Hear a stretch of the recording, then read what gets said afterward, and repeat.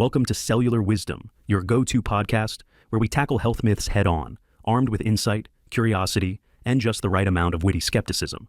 I'm Ethan Foster, the quiet observer among us, ready to unearth the real stories behind today's health headlines. And I'm Alara Sky, here to shine a bright comedic light on those same headlines and keep the conversation both fun and enlightening. We've got the facts, we've got the jokes. Now let's find out how to make sense of it all. I can vouch for the sentences part. Most of the time, they're complete. You know, Alara, every time we start an episode, I'm reminded of those disclaimers where they say, consult your physician before. But then I recall our audience is pretty up to speed on all that. They absolutely are. They've had their fill of disclaimers and can spot questionable advice a mile away. We're safe to skip the paternal lecture and head straight into the fun part, rummaging through the corridors of health and medicine, shining a bright comedic flashlight on questionable practices. And yes, a comedic flashlight is an actual tool. I found it on clearance. A comedic flashlight? Dare I ask what store that was? It's right next to the aisle with the mood enhancers and the herbal teas. Trust me, you can't miss it. So what's on the agenda today? I believe we're diving into Dr. Mercola's latest insights, and from the look of my notes, it's about ICU doctors, how their skills can vary wildly, and why that matters. Precisely. We're going to talk about a fascinating investigation by Dr. Pierre Kory, which basically suggests that not all ICU doctors are created equal, and the difference can be downright life or death. Is this the part where we collectively gulp and wonder what new revelations are going to keep us awake at night? That's exactly the part. But the positive spin here is that Dr. Kory's findings can empower us. Instead of living in dread, we can figure out how best to navigate these differences in medical skill. He seems to have come up with a way to measure ICU doctors' abilities using something that doesn't hinge on rumor, reputation, or who wields the stethoscope most dramatically in the hallway. Yeah, drama in the hallway is fun, but not very telling when it comes to saving lives. According to Dr. Kory, we should focus on something called Apache scores. It's an acronym for a medical scoring system, acute physiology, age, and chronic health evaluation. Sounds complicated, but I love acronyms, especially ones that can be used in a sentence like, my Apache might be high, but my sense of humor is higher. If I ever land in a hospital bed, it'll be a real conversation starter. Sure, until they start hooking you up to monitors and you can't quite manage the comedic timing. But I admire your optimism, so here's the gist. The Apache system calculates a patient's risk of dying based on various indicators. Then Dr. Kory compares a doctor's actual patient mortality rates to the expected mortality based on Apache. So if a doctor's observed versus expected mortality ratio is lower, that means they're basically outperforming the statistical average, right? They have a knack for saving more people than the predictions said they could? Exactly. It's like an underdog sports team that keeps winning, despite the odds favoring the other side. And on the flip side, if the ratio is higher, that doctor's outcomes might be lagging. Which begs the question, why do some doctors do better than others, especially when they presumably had similar training, read the same textbooks, and know how to tie their shoes just fine? It's a big question. Dr. Kory believes one key difference is how quickly and accurately they diagnose patients. The second is how much they rely on fancy tests versus good old-fashioned bedside skills. Interesting. So if a doctor is always ordering loads of tests, MRIs, CT scans, an ultrasound for your left toenail, that might actually mean they're either uncertain or missing something they could catch by, interacting directly with the patient. Exactly. Dr. Kory discovered that the ones who rely more on in-room diagnostic skills, like using an ultrasound device on the spot, can skip a bunch of extra scans and still manage to zero in on the right treatment faster. I love the mental picture of a minimalist ICU doctor, somebody who just glides in with a sleek ultrasound, a stethoscope, and a can-do attitude. Meanwhile, the overly enthusiastic doc is a swirling chaos of forms, requests, and scan images, all while the patient wonders if a wedding photographer wandered in by mistake. The difference might be comedic on the surface, but it translates to serious variations in patient outcomes. Those extra scans also eat up precious time, and for someone in critical care, every minute counts. In other words, fewer tests can mean less time wasted. Less time wasted can mean quicker intervention. Quicker intervention can lead to a better chance of survival. Simple logic, though ironically not always followed. Dr. Kory even likened doctors to NFL quarterbacks and their quarterback ratings. He says we should rank doctors like we rank QBs, focusing on performance metrics that actually matter. It's like labeling each ICU doc as an MVP or a second-string bench warmer. It's a bold approach, but you have to admire the clarity. You look at the scoreboard for how many patients survive compared to how many we'd expect to survive. That scoreboard doesn't lie.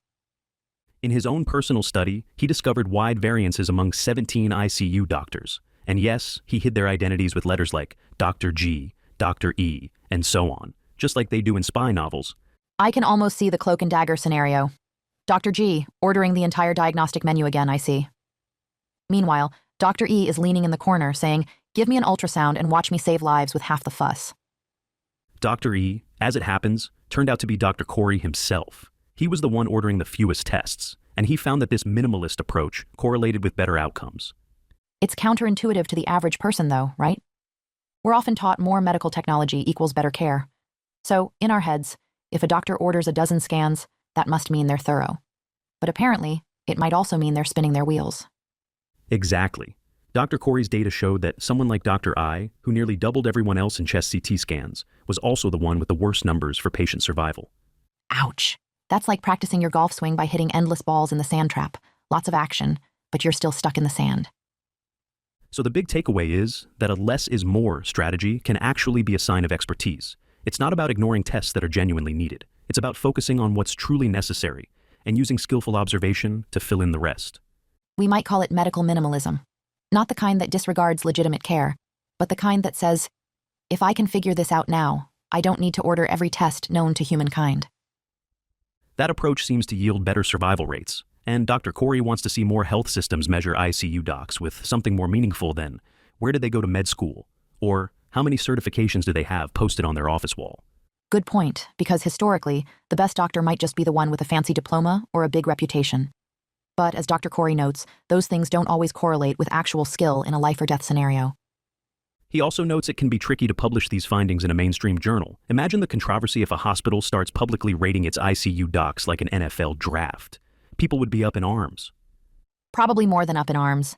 They'd be elbowing for position on the waitlist of the top doc. Though, as a patient, I'd appreciate that data, right? I mean, if it's my life on the line, I'd like to know who's best equipped to save me. Of course, most hospital systems prefer a more diplomatic approach, which is why Corey's study is available on his Substack page. He was worried about generating discord if he made it official in a journal. Ironically, it's probably the kind of data that could push medical care forward. Maybe a little discord in the system is what's needed. Sometimes a shakeup reveals where the real strengths lie. Which brings us to a related point. The actual ICU mortality rates in the US can vary between 8% and 25%, influenced by patient demographics, the location of the facility, and other factors. That's a big swing for something as important as life and death. No kidding. And if you ask the average person, what do you do to ensure you're in the best hands? The answer might be, I rely on reputation, or the hospital that's nearest my house. Not exactly a foolproof plan. Because now we know that your chance of survival might hinge on the specific doctor assigned to your case. Dr. Corey's work is basically saying that's not just a rumor, it's a measurable fact. Fascinating. And it begs the question of how we as regular humans can protect ourselves if we, or someone we love, ends up in the ICU. Are we doomed to play medical roulette? Not necessarily. That's where Dr. Mercola's recommendations come in. He suggests ways to take a more active role, like drafting a caregivers and consent document so your wishes are crystal clear. I love that. It's like a blueprint for how you want to be treated if you can't voice your preferences in the moment. No more guesswork or confusion. And from what I gather, you can access these document templates online. Yes, he points to protocolkills.com for certain templates that emerged after people encountered real problems during the pandemic. Another suggestion is that we pick healthcare providers who actually listen to us and treat us holistically. That might be the key right there. If your doc never looks up from the chart, or you feel rushed out of the room, that might not be your ideal partner in health. A good provider listens, pays attention, and doesn't overuse fancy tests when simpler methods would suffice. We also have the freedom to question whether every test is truly necessary. If you sense your doctor is ordering them on autopilot, you can speak up and ask why. Right? Because you might uncover that the extra tests aren't adding a lot of value. And ironically, all those scans and procedures might bring risks of their own, from radiation exposure to complications in the ICU. Precisely. And now let's circle back to the star of the show, Dr. Mercola himself. He has a new bestseller, something about cellular health. The man's been busy. Oh yes, the new bestseller. And let's be honest, calling it a bestseller is basically the author's way of saying, I told you so. I might know a thing or two about health after all. He's definitely known for stirring the pot, and I suspect this latest book is in line with that tradition. He's focusing on cellular wisdom after all, which might explain why the show we're on is called Dr. Mercola's Cellular Wisdom. It's a synergy thing. There's nothing like synergy to remind you that marketing isn't always a bad word. If it points people to something helpful, I'm all for it.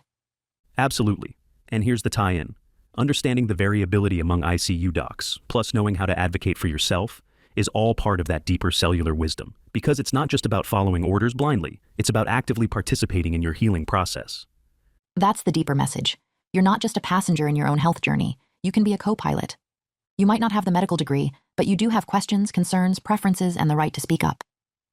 Exactly. And Dr. Mercola encourages that approach wholeheartedly. That's what keeps us from becoming nameless data points in someone else's study. We can shape our care. So let's talk about the pragmatic steps. If you're in a hospital setting, what do you actually do? You can bring a notebook, keep track of what tests are being ordered, and ask the staff to explain their rationale. If something seems unnecessary or unclear, speak up. And if you sense you're not being heard, you can request a second opinion or consult a patient advocate. Hospitals often have them available. Good point. Another approach Dr. Mercola suggests: gather all your relevant health info and keep it easily accessible. That way, you don't have to rely on guesswork or outdated records that might mislead the doctor. And if you're comfortable doing so, you could even mention that you prefer a minimalist approach, unless absolutely necessary. Sometimes doctors appreciate the heads up that you're not a fan of scattershot test ordering. We can't promise they won't raise an eyebrow, but at least you're being upfront about your preferences. And who knows, you might end up with your own personal Dr. E, someone who excels at low intervention, high impact care. Wouldn't that be nice? Because let's face it, half the stress of going to the hospital is feeling like you have no control. Being proactive can reduce that stress, which in turn might even boost your recovery. Mental and emotional states absolutely affect outcomes. That's part of holistic medicine that is often overlooked. Your mind can be a powerful ally or a secret saboteur. I guess that's where the entire concept of Dr. Mercola's emphasis on cellular health merges with Dr. Corey's findings. If we streamline the approach to diagnostics and interventions, we're likely doing less harm to our cells. Right, less bombardment with unnecessary tests, less chemical or radiation exposure, and more targeted care. That keeps the cells happy, and a happy cell is more likely to do its job properly. That's probably a line from the new bestseller, Happy Cells, Happy Life. If it's not in there, I've just given him a free tagline for the next printing. Maybe you should get writing credits, but yes, that synergy, recognizing the body's innate wisdom, supporting it rather than drowning it in external interventions, can lead to better outcomes. And it all ties back to that Apache-based study. Doctors who rely heavily on external tests may not be leveraging the body's natural signals or the immediate clues they can pick up at the bedside. Which leads to a crucial question. How did Dr. Corey's colleagues react when he pointed out that some were basically over-ordering everything but the kitchen sink? I imagine it ranged from, "How dare you?" to, maybe I should reconsider that 2 a.m. MRI for a slight cough. But we don't have those behind-the-scenes stories. We just know he had enough concern about the drama to avoid publishing these findings widely. And that in itself speaks volumes. Challenging the status quo can cause waves in any field, especially in medicine. But if those waves ultimately save more lives, I say surf's up. Surf's up indeed. Now, switching gears slightly, let's explore the intangible side. How can we, as patients, identify which doctor might have that intangible skill set we're talking about? Especially if we don't have Corey's rating system at our fingertips. One way is to pay attention to how they diagnose. If you see a doctor using a bedside ultrasound to zero in on a problem, that's a hint they're comfortable relying on clinical skills, not just big scanners. Also, if they answer your questions thoroughly and promptly, and if they make swift, decisive moves once they have enough data, that's another good sign. And you might notice they're not constantly running in and out with test results. They seem confident in their initial impressions and refine as needed. That's more than just good guesswork. It's years of practice plus a certain intuitive knack. Right, and if you see them do something like a quick ultrasound of the lungs for a possible fluid buildup, rather than shipping you off for a CT that takes hours, that might be a sign you're in capable hands.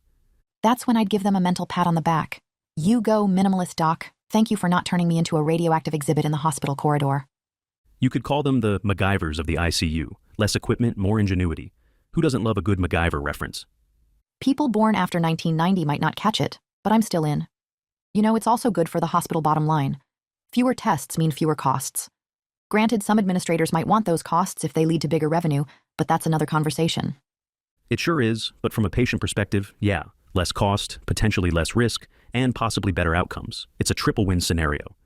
So far, we've covered the problem, the solution, and how to identify which type of doc we might be dealing with. Is there anything else Dr. Mercola's vantage point might shed light on here? He emphasizes the empowerment angle a lot. In a hospital, be politely assertive. Ask about the necessity of each proposed test. And if something feels off, request clarification or even a second opinion. That's not being difficult. That's being responsible. Totally. And beyond the ICU, it's good practice for any medical encounter. We sometimes forget it's our body, and we have every right to question or even refuse certain interventions if they're not convincingly justified. Precisely. That's what he means by taking the reins of your health decisions. And that's part of the entire concept behind Dr. Mercola's broader writings. Honoring your body's innate intelligence by not letting it get swarmed with unnecessary pokes and prods. Plus, when doctors see that we're invested in the process, Many of them appreciate the collaborative spirit. It's not about challenging their authority, it's about forming a better partnership for healing. And now, speaking of partnerships, let's highlight how Dr. Corey discovered that the doctors who did the best also consulted fewer specialists. They used more direct collaboration with the patient's condition, not a rotating lineup of external opinions. Which might seem opposite of the old saying, two heads are better than one. But in an ICU setting, constantly calling in specialists can slow down the immediate action required, especially if it leads to conflicting opinions or unnecessary complexities. Exactly. Sometimes you need a specialist, no doubt. But if you're calling them every time someone's vitals change, that might indicate you're not confident in your own assessment. Which circles back to skill, experience, and that intuitive sense for what's going on. It's an old-school art, the bedside manner and diagnostic prowess. Modern medicine sometimes forgets the art part, focusing mostly on science and testing. The best doctors, from Dr. Corey's perspective, blend the art and science seamlessly, and ironically, they don't always brandish the biggest array of gadgets. They rely on their eyes, ears, and a stethoscope. And from what I've gathered, they also rely on the subtle feedback from the patient. If you're a doctor who's not in the room enough to pick up on changes in the patient's condition, you might miss a crucial signal that a test couldn't necessarily reveal. Yes, or if you're just reading the EHR data from a distance, you might lose the human touch. Meanwhile, Dr. E is in the room, interacting, noticing a shift in breathing, and diagnosing on the spot. So in a practical sense, if we're ever confronted with a situation where a loved one is in the ICU, it might be beneficial to observe how the doc interacts. Are they physically present, or do they mostly rely on lab results from afar? That's a good indicator of what kind of care you're going to get. You might not be able to choose the doc if you land in an ER at 3 a.m., but you can at least be aware of how they operate. And if it seems subpar, you can request a consultation with another doctor. Right. You might not have Dr. Corey's scoreboard in hand, but you do have a sense of whether the approach feels aligned with a less is more strategy. And if you're feeling uneasy, trust that feeling. And that might be the biggest lesson. We have more say in our healthcare journey than we often realize. We can use that say to opt for doctors whose style matches the evidence for better outcomes. It's a good segue into Dr. Mercola's broader theme of trusting your body's innate wisdom. He often talks about how the body wants to heal itself if given the right conditions, and sometimes that means letting it do its job instead of burying it under layers of unnecessary interventions. Which ties neatly into avoiding the scattershot approach. Overdiagnosis and overtreatment can hamper the body's natural processes. That's something Dr. Mercola has hammered home in countless articles. And now, Dr. Corey's data offers a real-world demonstration of it. Yes, real-world data in the high-stakes environment of an ICU. It doesn't get more real than that. So we have the data, the cautionary tales, and the success stories. What else is left for us to glean? We might also mention that by reducing the number of tests, doctors reduce the potential side effects, things like exposure to radiation from CT scans, or the risk of complications from invasive procedures. In an ICU, you're typically vulnerable enough without adding extra stress to the body. Every test has some risk, even if small. So if a doctor is confident enough to skip it, that's often a good sign. Unless, of course, skipping is a result of negligence, which is a different matter entirely. Right. We're talking about the skillful skipping, not the oops, I forgot skipping. Dr. Corey's data suggests the best ICU docs skip the fluff and zero in on what's crucial. That's the difference. Also, for those wondering, Dr. Corey's impetus for not publishing in a formal journal was the possibility of upsetting colleagues. But maybe in the future, this approach of measuring actual life-saving ability will become more accepted. We can hope. It might. Sometimes revolutionary ideas need time to settle before they become standard. Meanwhile, we as the public can learn from it right now. We don't have to wait. Absolutely. After all, that's how progress often happens. A doctor or researcher shares findings, people catch wind of it, start asking questions, and eventually change becomes inevitable. Which leads me to a final reflection. Maybe it's time we encourage hospitals to look into data-driven ways of evaluating their doctors, not to shame anyone, but to promote better outcomes overall. Agreed. If you discover that Dr. X has significantly better survival rates, maybe have that doctor mentor the others or share their best practices.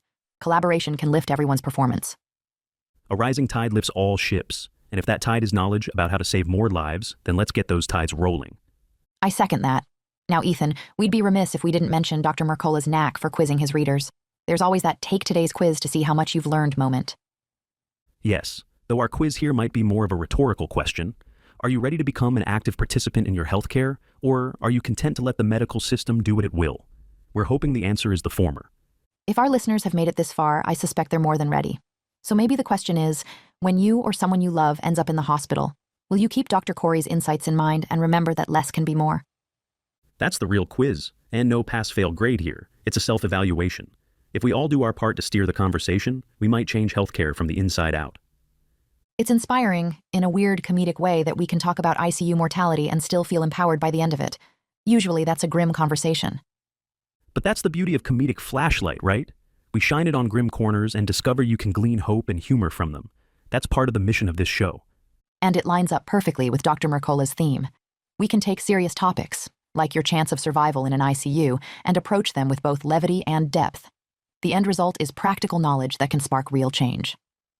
So, to recap, Dr. Corey found that ICU doctors vary wildly in life-saving ability. Standard measures like reputation or academic prestige don't always reveal who the top performers are.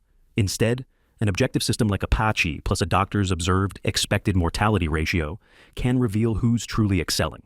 And, ironically, those top performers often use fewer tests, rely on bedside ultrasound, and consult fewer specialists. They harness their diagnostic intuition to quickly identify and treat the root issues. Meanwhile, the heavy resource users might appear thorough, but can delay treatment and drive up costs without necessarily improving outcomes. It's a cautionary tale about the allure of technology. And from the patient side, we should stay informed, be proactive, ask questions, and consider drafting documents that clearly state our wishes. All of which helps ensure we receive the kind of care aligned with these findings. We also tie this in with Dr. Mercola's emphasis on holistic health and patient empowerment. If you're curious about more of his wisdom, there's a new bestseller out there with plenty of additional insights. He'll probably send us a thank you note for plugging the book again, but hey, it's relevant. It's all about optimizing health at the cellular level, and that definitely includes how you're treated in a hospital. So, Ilara, any final witty observation to wrap up this discussion and send our listeners off with a sense of purpose? I'd say, remember, less can be more, especially when it's guided by real expertise. And if you ever feel like your doc is throwing the entire test catalog at you, ask if there's a more direct route to health. Your cells will thank you for it. Perfectly put. You've been listening to Dr. Mercola's Cellular Wisdom with me, Ethan Foster, and the always sharp-tongued Ilara Sky. Until next time, keep your cells and your sense of humor intact. We'll see you soon. Stay healthy, stay inquisitive, and remember that sometimes the best therapy is just a well-placed question and a dash of laughter.